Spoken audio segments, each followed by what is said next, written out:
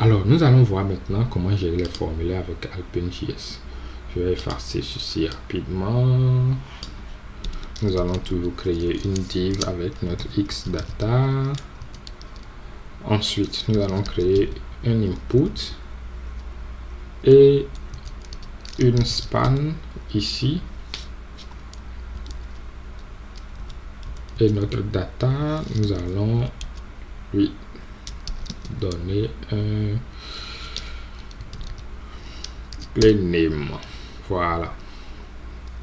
Que nous allons initialiser à vide. Donc, tout ce qu'on veut ici, c'est de pouvoir afficher name. Voilà. Donc, ce que nous voulons faire, c'est que lorsque j'entre un nom ici, d'accord, j'entre un nom, je voudrais bien que ce nom soit affiché en bas. Comment est-ce que je pourrais le faire? Alpine.js vous permet de le faire avec la directive xModel. xModel où on va juste placer notre nom. Avec notre xModel name, nous pouvons entrer une information et elle sera affichée en bas. Voilà. Alors le xModel est dit two-way binding. Pourquoi? Parce qu'il va gérer à la fois le set et le get. Comment? Ici, c'est le set. Lorsque nous avons initialisé notre composant Alpine, il n'y a rien, nous avons une chaîne de caractères vide. Donc, quand j'entre une information ici, cette information-là est setée ou donnée à name et c'est ça qui est affiché ici. D'accord? Mais nous voulons quitter le xdata pour notre champ, notre input. Donc, on va faire un get. Comment? Nous allons juste mettre déjà notre élément là et vous voyez qu'il est déjà affiché. Donc le xModel va gérer automatiquement le set et le get de votre variable, mais également le rendu en temps réel de votre variable. Voilà ce que le xModel va vous permettre de faire. Alors, le xModel va fonctionner avec les inputs de type test, les test array, les inputs de type checkbox, de type radio et les select. Le xModel possède également des modifieurs qui vont permettre de performer certaines actions. Je vous montre rapidement. D'accord? J'efface ça. Et le premier modifieur qu'on va voir, c'est le lazy. Le lazy, il va permettre de faire quoi?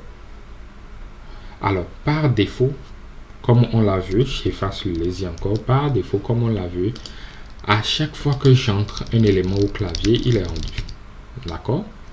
Mais le lazy, il va permettre à ce que, lorsque on va entrer les éléments au clavier, vous voyez déjà que rien ne s'affiche, mais il va faire un set du name uniquement lorsque je vais quitter le champ. L'input va perdre le focus. Voilà à quoi sert le lazy. Le deuxième modifieur dont nous allons parler maintenant, c'est le debounce. Alors, vous allez remarquer que à chaque fois que j'entre des lettres, cela est rendu automatiquement. D'accord? Mais supposons que nous avons un champ de recherche et nous ne voulons pas que à chaque fois que l'utilisateur entre une lettre, une requête HTTP soit faite vers le serveur. Nous voulons mettre un délai dessus pour que l'utilisateur ait le temps d'entrer un mot, une phrase avant que la requête ne soit effectuée. Alors, comment est-ce que nous allons le faire? Nous allons utiliser donc le debounce.